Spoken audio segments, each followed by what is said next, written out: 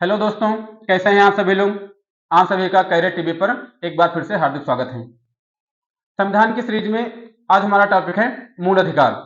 हमने अपने पिछले वीडियो में स्वतंत्रता के अधिकार में अनुच्छेद 19 और अनुच्छेद 20 पढ़ लिया था।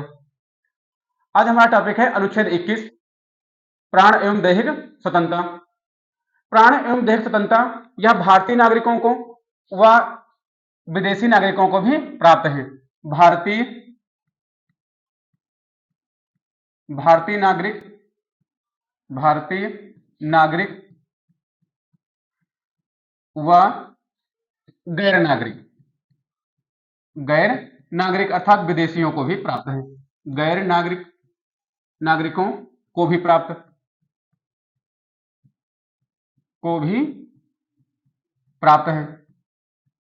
है। मूल अधिकारों में जितने भी मूल अधिकार हैं, उन सभी मूल अधिकारों में सबसे विस्तृत मूल अधिकार अनुच्छेद 21 ही है। सर्वश्रेष्ठ मूल अधिकार अनुच्छेद 21 ही है। तो सर्वश्रेष्ठ व सबसे विस्तृत अधिकार, सर्वश्रेष्ठ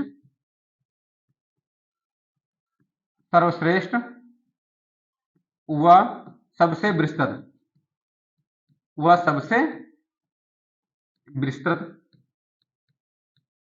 सबसे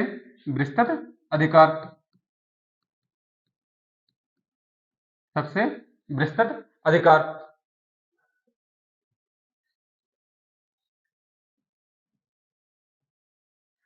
किसी व्यक्ति को राज्य किसी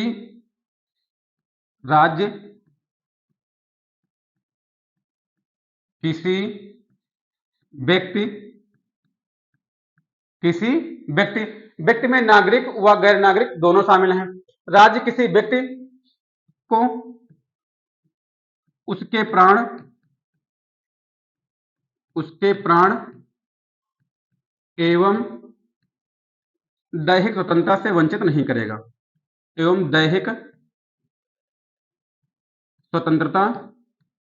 दैहिक स्वतंत्रता से वंचित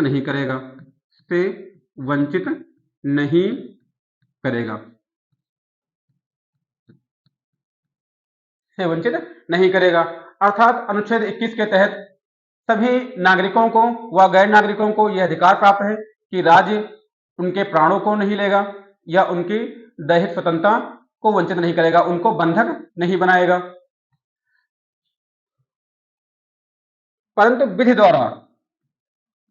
परंतु ऐसा राज्य करेगा कब?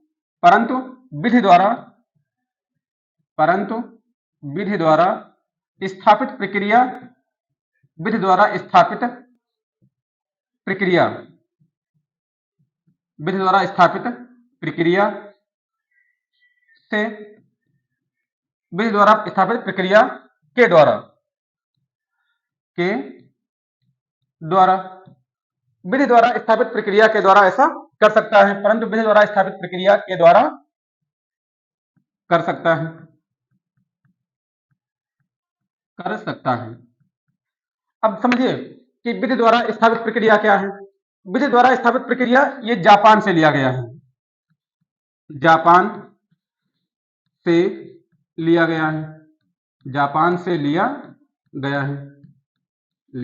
गया है। विधि द्वारा स्थापित प्रक्रिया का मतलब है कि संसद या राज्य विधानमंडल जो कानून बनाएंगे, उन्हीं कानूनों की प्रक्रिया के द्वारा न्यायपालिका द्वारा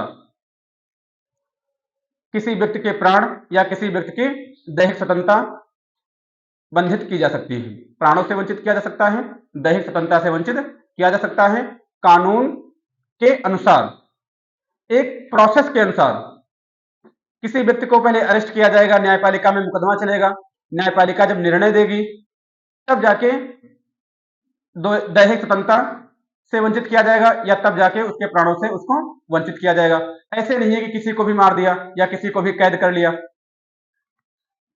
तो विधि द्वारा स्थापित प्रक्रिया के द्वारा कर सकता है। यह कहां से लिया गया है? तो जापान से लिया गया है। देखिए, राजगोपालन केस में, राजगोपालन राजगोपालन वाद, राजगोपालन वाद 1950 में, राजगोपालन वाद 1950 में सुप्रीम कोर्ट ने कहा कि किसी व्यक्ति के प्राण व उसकी दैहिक स्वतंत्रता से उसको व्यक्ति को वंचित कर सकते हैं, परंतु ऐसा तभी किया जाएगा जब एक संसद द्वारा या विधानमंडल द्वारा जो कानून बनाया गया है उस कानून को फॉलो करने के बाद ऐसा हम कर सकते हैं। परंतु मेनका गांधीवाद, मेनका गांधीवाद, मेनका गांधीवाद 1978, मेनका गांधीवाद 1978। तो मेनका गांधीवाद 1978 में सर्वोच्च न्यायालय ने अनुच्छेद 19 की परिभाषा ही बदल दी। सर्वोच्च न्यायालय ने कहा कि प्राण एवं दैहिक स्वतंत्रता का मतलब ये नहीं है कि व्यक्ति को के प्राण एवं दैहिक स्वतंत्रता का अधिकार प्राप्त है, जीवन का अधिकार प्राप्त है। तो अनुच्छेद 21 के तहत जो जीवन का अधिकार प्राप्त है, इसका मतलब ये नहीं कि केवल जीवन, पशु जीवन, इसका मतलब है कि गरिमापूर्ण जीवन प्राप्त करने का अधिकार है। तो मेनका गांधीवाद में सुप्रीम कोर्ट ने कहा कि व्यक्ति को एक गरिमापूर्ण जीवन प्राप्त करने का अधिकार है। इसी वाद में सुप्रीम कोर्ट ने कहा कि न्यायपालिका जो है कानून जो है उसके अनुसार निर्णय देगी और स्वतः अपने विवेक से भी निर्णय दे सकती है। जैसे मान लीजिए कि किसी व्यक्ति को हार्ट अटैक हो गया, अब उसको हॉस्पिटल ले जाना है, परंतु वहां कोई वाहन नहीं है। तो अगर कोई व्यक्ति किसी का वाहन छीन करके उस व्यक्ति को हॉस्पिटल ले गया, अब अगर न्यायालय में यह मुकदमा पहुंचा कि हमारा वाहन इन्होंने छीना है, तो अब वहां पर देखा जाएगा कि व्यक्तियों ने अगर उनका वाहन छीना है तो उसमें दुराशय है या नहीं है। तो न्यायपालिका अगर विवेक से प्राकृतिक न्याय के अनुसार अगर निर्णय करती है, प्राकृतिक न्याय के अनुसार, मेनका गांधीवाद 1978 में सम्यक प्रक्रिया, विधि द्वारा स्थापित प्रक्रिया के स्थान पर सम्यक प्रक्रिया, सम्यक प्रक्रिया, सम्यक प्रक्रिया मतलब है राजनीतिक प्राकृतिक न्याय, प्राकृतिक न्याय, प्राकृतिक न्याय। विधि द्वारा स्थापित प्रक्रिया में है कि जो कानून संसद ने या विधानमंडल ने बनाए हैं, न्यायपालिका उन्हीं के आधारों पर निर्णय करेगी। मेनका गांधीवाद 1978 में यह तय किया गया कि इस सम्यक प्रक्रिया अपनाई जाएगी। सम्यक प्रक्रिया अमेरिका से संविधान से ली गई है, अमेरिका से। सम्यक प्रक्रिया मतलब राजनीतिक, सम्यक प्रक्रिया मतलब प्राकृतिक न्याय, कि न्यायपालिका अपने विवेक से निर्णय देगी। कानूनों, इसी में कानून भी शामिल है और न्यायपालिका अपने विवेक से भी निर्णय करेगी और कानून को भी शामिल करके। तो यह प्राकृतिक न्याय सम्यक प्रक्रिया के द्वारा।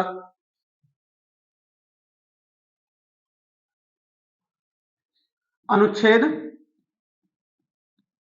21 में, अनुच्छेद 21 में सम्मिलित अधिकार, सम्मिलित अधिकार,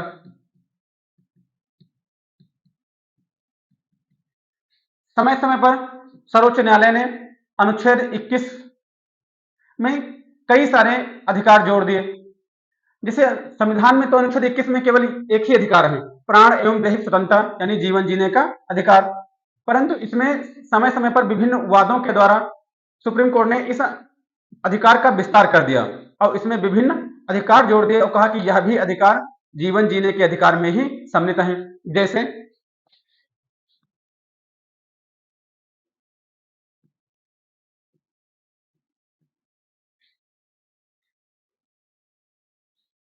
जैसे आश्रय पाने का अधिकार, आश्रय पाने का अधिकार, आश्रय पाने का अधिकार, चिकित्सीय सहायता पाने का अधिकार, चिकित्सा पाने का अधिकार, चिकित्सा पाने का अधिकार, चिकित्सा पाने का अधिकार, शिक्षा पाने का अधिकार, शिक्षा पाने का अधिकार। एक बार सुप्रीम कोर्ट में गया था तो उसमें सुप्रीम कोर्ट ने कहा था कि शिक्षा पाने का अधिकार जीवन जीने की स्वतंत्रता में अधिकार में नहीं है, परंतु बाद में मोहिनी जैन केस में सुप्रीम कोर्ट ने कहा कि शिक्षा पाने का जो अधिकार है वह जीवन जीने के अधिकार में शामिल है। शिक्षा पाने का अधिकार किस वाद में? मोहिनी जैन, मोहिनी जैन, मोहिनी जैन अधिकार, मोहिनी जैन वाद में शिक्षा पाने का अधिकार भी सम्मिलित हो गया।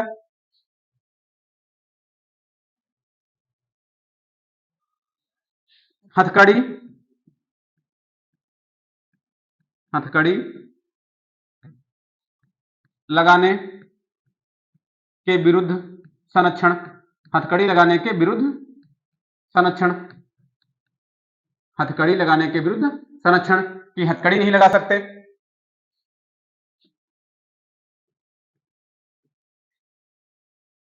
बंदी गृह,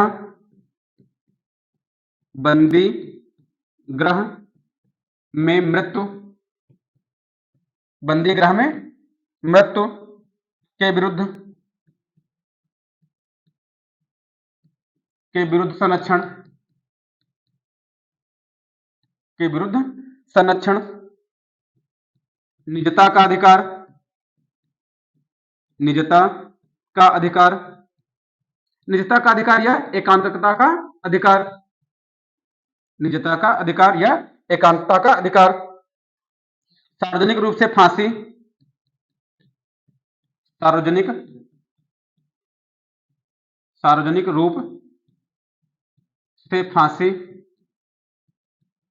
सार्वजनिक रूप से फांसी के विरुद्ध संरक्षण,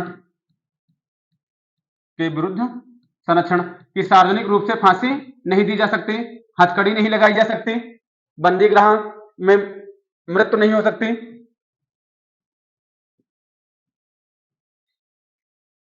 प्रदूषण मुक्त, प्रदूषण मुक्त वातावरण प्राप्त करने का अधिकार, प्रदूषण मुक्त वातावरण प्राप्त करने का अधिकार, प्राप्त करने का अधिकार।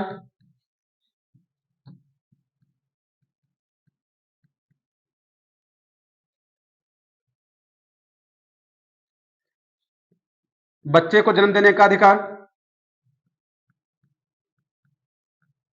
बच्चे को जन्म देने का अधिकार, बच्चे को जन्म देने का अधिकार,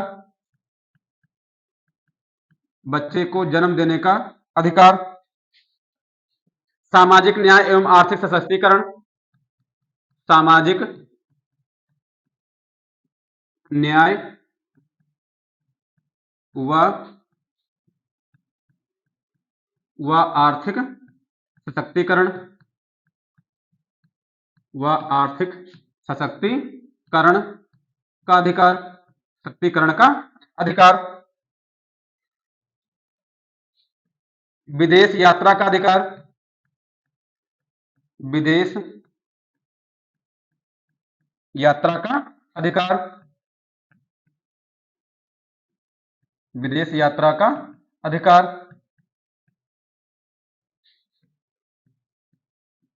सांस्कृतिक विरासत की सुरक्षा का अधिकार,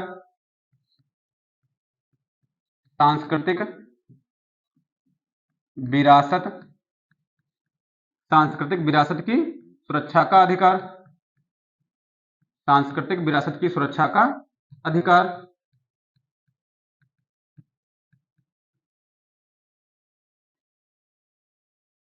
शिशु को पूर्ण विकास करने का अधिकार, शिशु, शिशु को पूर्ण विकास करने का अधिकार, पूर्ण विकास करने का अधिकार, विकास करने का अधिकार। तो इतने अधिकार अनुच्छेद 21 में जोड़े जा चुके हैं। कौन कौन से अधिकार? जैसे आश्रय पाने का अधिकार, चिकित्सा पाने का अधिकार, शिक्षा पाने का अधिकार, हथकड़ी लगाने के विरुद्ध संरक्षण, हथकड़ी नहीं लगाई जा सकती, बंदी गृह में मृत्यु के विरुद्ध संरक्षण, निजता का अधिकार, सार्वजनिक रूप से फांसी के विरुद्ध संरक्षण, प्रदूषण मुक्त वातावरण प्राप्त करने का अधिकार, बच्चे को जन्म देने का अधिकार, सामाजिक न्याय एवं आर्थिक सशक्तिकरण का अधिकार, विदेश जाने का अधिकार, सांस्कृतिक विरासत की सुरक्षा का अधिकार, शिशु को पूर्ण विकास करने का अधिकार। तो ये इतने सारे अधिकार अनुच्छेद 21 में ही प्राण एवं दैहिक स्वतंत्रता अर्थात जीवन जीने के अधिकार में ही शामिल है। जीवन जीने का अधिकार यानी केवल जीवन जीने का अधिकार प्राप्त नहीं है, गरिमापूर्ण जीवन जीने का अधिकार प्राप्त है। इसका वर्णन मेनका गांधीवाद में सुप्रीम कोर्ट ने किया। सुप्रीम कोर्ट ने मेनका गांधीवाद में यह भी कहा कि विधि द्वारा स्थापित प्रक्रिया के बजाय विधि द्वारा स्थापित प्रक्रिया प्लस प्राकृतिक न्याय के आधार पर सर न्यायपालिका निर्णय देगी। मतलब न्यायपालिका अपने विवेक से भी निर्णय दे सकती है। न्यायपालिका ये देख करके निर्णय देगी कि व्यक्ति ने जो कार्य किया है उसमें दुराशय है या नहीं, किसी को नुकसान पहुंचाया गया है या किसी को लाभ पहुंचाया गया है। इसी में है अगला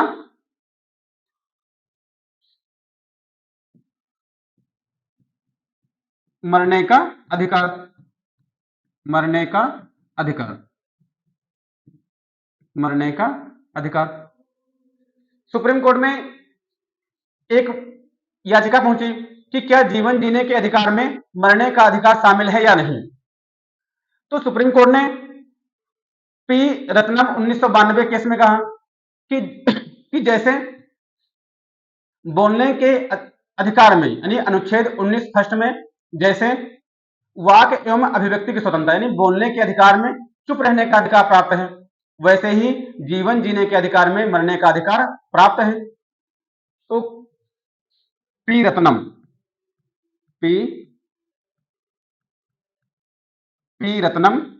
वाद 1994, पी रत्नम वाद 1994।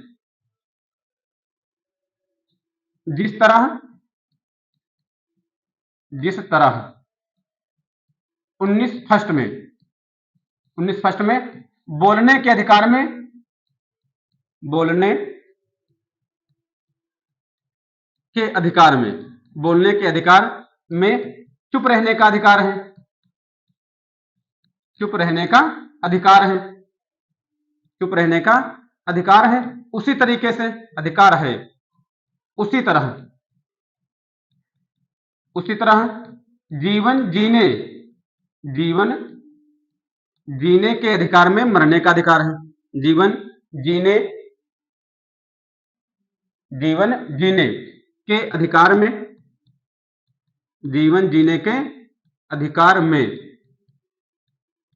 मरने का अधिकार शामिल है, मरने का अधिकार है। जब पी रत्नम वाद 1994 में सुप्रीम कोर्ट ने कहा कि जिस तरीके से अनुच्छेद 19 फर्स्ट बोलने की स्वतंत्रता में चुप रहने का अधिकार प्राप्त है, उसी तरीके से अनुच्छेद 21 में जीवन जीने के अधिकार में मरने का भी अधिकार प्राप्त है। तब भारतीय दंड संहिता की धारा 309 भारतीय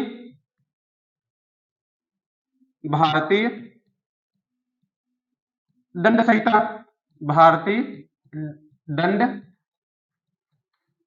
संहिता की धारा 309 आत्महत्या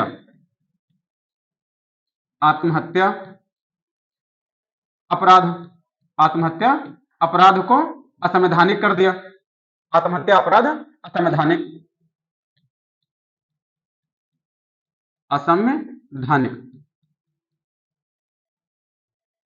असंवैधानिक। परंतु 1996 में सुप्रीम कोर्ट के समक्ष एक और वाद पहुंचा, एक और केस पहुंचा, जिसमें सर्वोच्च न्यायालय ने कहा कि जीवन जीने के अधिकार में मरने का अधिकार शामिल नहीं है। तो ये किस वाद में कहा कि जीवन जीने के अधिकार में मरने का अधिकार शामिल है? तो पी रत्नम वाद 1994 में। अगला है ज्ञान कौरवाद, ज्ञान कौर, ज्ञान कौरवाद 1996। इसमें कहा कि जीवन जीने के अधिकार में मरने का अधिकार शामिल नहीं है। जीवन जीने के अधिकार में, जीवन जीने के अधिकार में, जीवन जीने के अधिकार में मरने का अधिकार, मरने का अधिकार शामिल नहीं, शामिल नहीं है। ज्ञान कौरवाद 1996 में कहा कि जीवन जीने के अधिकार में मरने का अधिकार शामिल नहीं है। तो आईपीसी की धारा 309 फिर से संवैधानिक हो गई। आईपीसी की धारा 309 आत्महत्या अपराध, आत्महत्या अपराध संवैधानिक हो गया। आत्महत्या अपराध संवैधानिक, संवैधानिक हो गया, संवैधानिक। अगला केस से पहुंचा अरुणासन, अरुणासेन केस, अरुणासेन केस।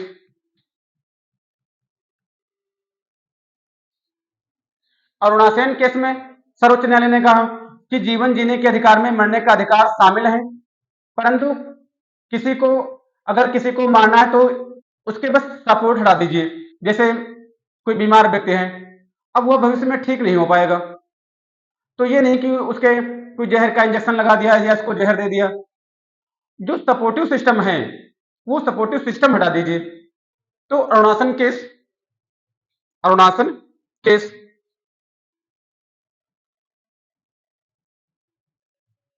मरने का अधिकार,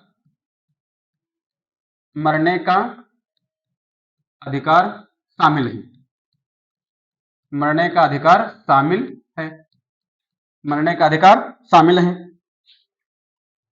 परंतु इसमें क्या है कि मरने के अधिकार शामिल है, इसमें अरुणासन केस में सक्रिय इच्छा मृत्यु नहीं होगी, निष्क्रिय, निष्क्रिय इच्छा मृत्यु होगी, निष्क्रिय इच्छा मृत्यु, निष्क्रिय इच्छा मृत्यु। निष्क्रिय इच्छा मृत्यु में है क्या, चिकित्सीय सपोर्ट, चिकित्सीय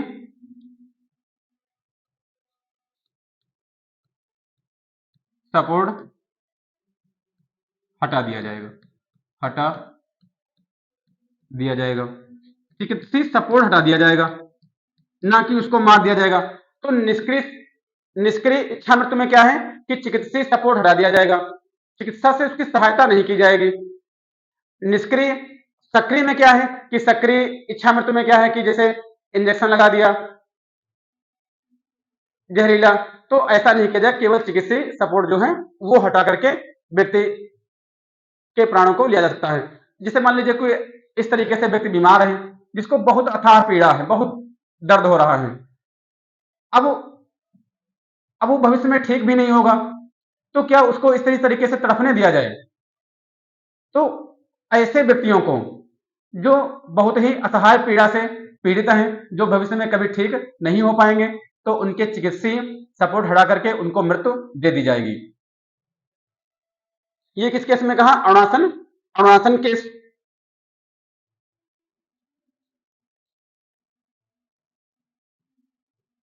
संसद ने मानसिक चिकित्सा, मानसिक चिकित्सा विधेयक, मानसिक चिकित्सा विधेयक 2016 संसद ने मानसिक चिकित्सा विधेयक 2016 पारित किया। अब इसमें कहा कि आईपीसी की धारा 309, आईपीसी की धारा 309 असंवैधानिक। असंवैधानिक। असंवैधानिक। अब एक बात समझिए कि जो व्यक्ति आत्महत्या कर रहा है किसी तरीके से, तो वह मानसिक रूप से बीमार है, तभी तो आत्महत्या कर रहा है, या मानसिक रूप से टेंशन में है, या किसी तरीके से मानसिक दबाव नहीं झेल पा रहा है, तो वह व्यक्ति आत्महत्या कर रहा है या आत्महत्या कर ली है या आत्महत्या का प्रयास उसने किया है। तो मानसिक रूप से बीमार व्यक्ति आत्महत्या करता है या आत्महत्या का प्रयास करता है, तो ऐसे व्यक्ति को दंड दिया जाए, यह उचित नहीं है। मानसिक बीमार व्यक्ति को चिकित्सीय सहायता दी जाए, उसकी देखभाल की जाए, ना कि उसको दंड दिया जाए। तो मानसिक स्वास्थ्य विधेयक 2016 में सर्वोच्च न्यायालय 16 में संसद ने एक कानून बनाया कि मानसिक रूप से बीमार व्यक्ति जो आत्महत्या करता है या आत्महत्या का प्रयास करता है, तो उसे दंड देने का प्रावधान उचित नहीं है। उसे तो मानसिक चिकित्सा दी जाए, उसकी देखभाल की जाए, उसको उस दबाव से बाहर निकाला जाए। अपराध करने का जो कारण है, आत्महत्या का जो अपराध करने का जो कारण है, उस कारण को खत्म किया जाए। तो इसमें क्या किया गया कि धारा 309 को असंवैधानिक घोषित कर दिया गया।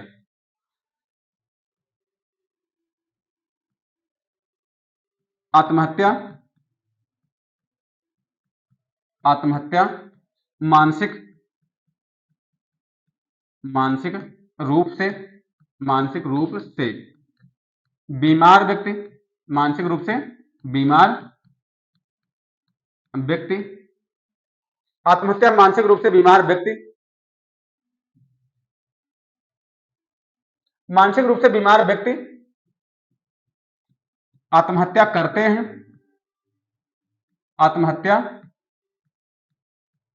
करते हैं या करने का प्रयास करते हैं, या करने का प्रयास करते हैं, या करने का प्रयास करते हैं, प्रयास करते हैं, तो उन्हें दंड के स्थान पर मानसिक चिकित्सा मानसिक चिकित्सीय सहायता मानसिक चिकित्सीय सहायता मानसिक चिकित्सीय सहायता या मानसिक चिकित्सीय सहायता या देखभाल की जाए, या देखभाल की जाए, देखभाल की जाए, देखभाल की जाए। ऐसे व्यक्तियों की देखभाल की जाए, मानसिक चिकित्सा प्रदान कराई जाए, ना कि उनको दंड दिया जाए।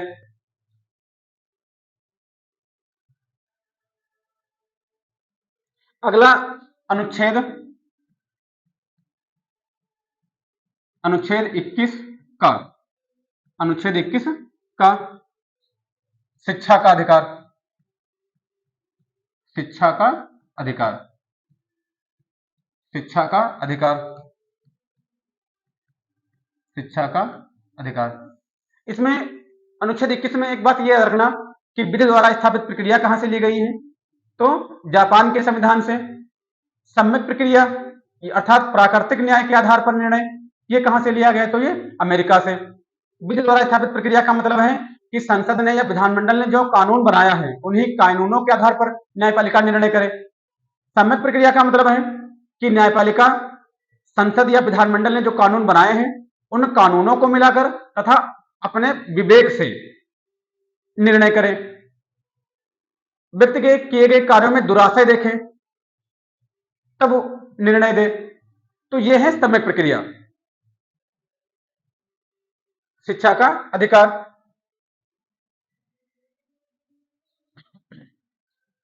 मोहिनी जैन,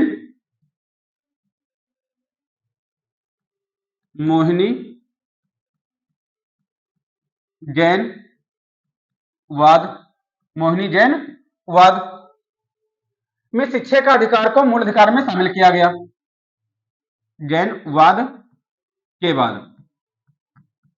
बाद मूल अधिकार में शामिल, मूल अधिकार में शामिल, मूल अधिकार में शामिल 46वें संविधान संशोधन 2002 द्वारा, 46वें संविधान संशोधन, 46वें संविधान संशोधन 2002 द्वारा 46वें संविधान संशोधन 2002 द्वारा अनुच्छेद 21 का में शिक्षा के अधिकार को शामिल किया गया। 2 द्वारा 6 से 14 राज्य 6 से 14 वर्ष के बच्चों को निःशुल्क, 14 वर्ष के बच्चों को निःशुल्क व उनकी मातृभाषा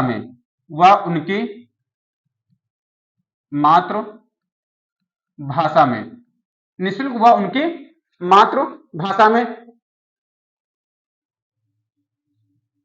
शिक्षा प्रदान करेगा,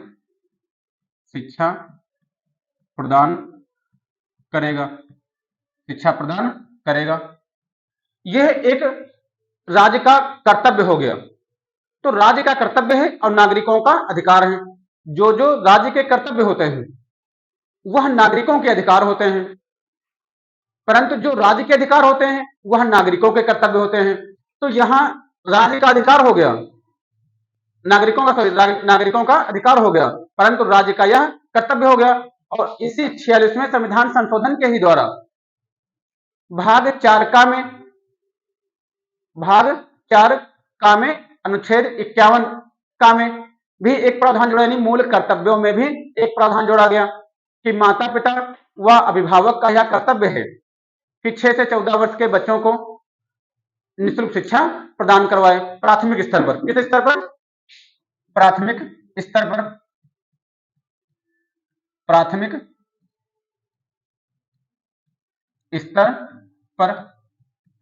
स्तर पर। तो संसद ने जब एक कानून पारित किया तो इसमें बहुत से प्रावधान रखे, जैसे इसी में एक प्रावधान रखा कि जितने भी चाहे सरकारी विद्यालय हों या प्राइवेट विद्यालय हों, उनमें 25% जो सीटें होंगी वे सीटें पिछड़े समाज से जो बच्चे होंगे या आर्थिक रूप से जो पिछड़े बच्चे होंगे उनके द्वारा भरी जाएगी। 30 विद्यार्थियों पर या 30 छात्रों पर राज्य एक अध्यापक की व्यवस्था करेगा। तो कई सारे कानून बनाए गए और इन सब कानूनों की देखभाल बाल संरक्षण आयोग करेगा। तो इसी में बाल संरक्षण आयोग भी बनाया गया। तो अनुच्छेद 21 का हो गया। यूपीपी की वैकेंसी आ गई है। अब यूपीपी की वैकेंसी अभी तो यही चल रहा है कि फरवरी में इसका एग्जाम होगा। हम आपको इस चीज की गारंटी दिलाते हैं कि अगर आप हमारे संविधान के अगर वीडियोस देखते रहेंगे तो आपका संविधान से कोई भी क्वेश्चन यूपीएसआई में या उत्तर प्रदेश कांस्टेबल की परीक्षा में नहीं छूटेगा। आज की क्लास में इतना ही, इसलिए धन्यवाद। कल मिलते हैं अनुच्छेद 22 गिरफ्तारी के संबंध में संरक्षण। जय भारत।